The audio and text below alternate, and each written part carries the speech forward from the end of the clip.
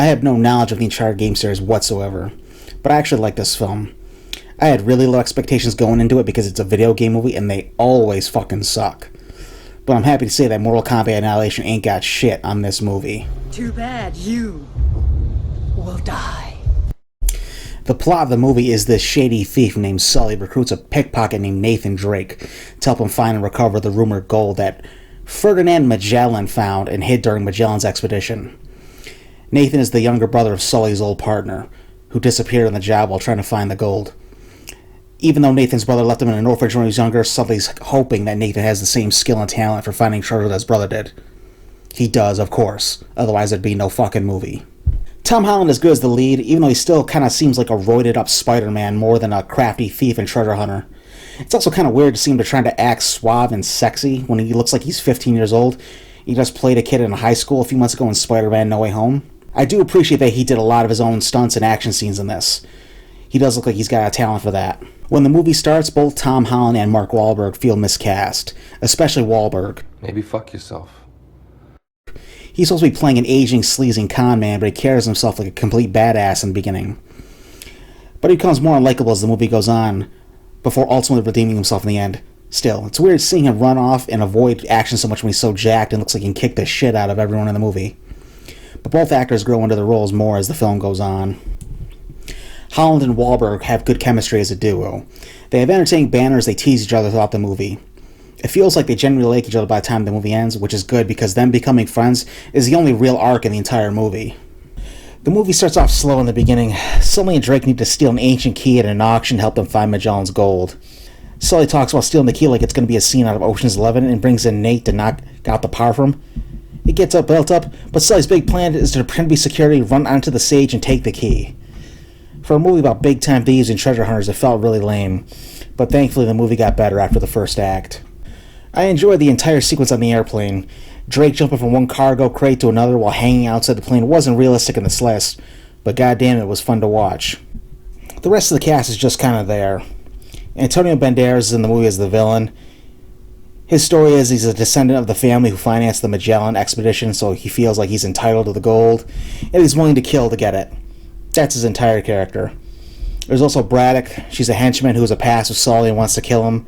That's all you find out about her. Sophia Ali plays a character named Chloe, who is a rival treasure hunter and a former ally of Sully's, and a potential love interest of Drake's. That's the last of the relevant characters in the story. There's a fight scene in a Papa John's. Yeah, you heard that right. A Papa John's. And you know what? It was actually pretty entertaining. But it felt so very out of place in this movie because it was a Papa John's. They have a modern Papa John's in the middle of this neighborhood in Barcelona that's filled with stone buildings and old churches. Some of the weirdest product placement I've ever seen in a movie. I did enjoy Sully throwing Braddock through the glass window, though, so he could get to the keyhole that's inside the Papa John's. But still, Hollywood are such whores. Here's something I didn't like. There's a point in this movie where a character gets their throat cut, and it's terribly corny looking. Awful. I feel like in a PG-13 film they should be able to do better than that. Are they just really that afraid of having any blood in the movie? The characters spend a lot of the movie talking about betraying one another. In fact, they spend more time talking about it than actually doing it.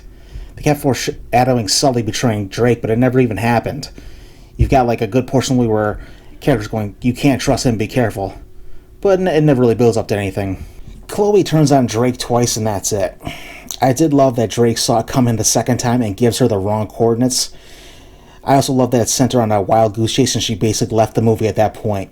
I fully expected her to show up at the end and save Drake and Sully at some point from the villains, but she didn't. It's one of my favorite parts of the movie. It was a subversion of a cliche and kept the focus on Tom Holland and Mark Wahlberg where it belonged.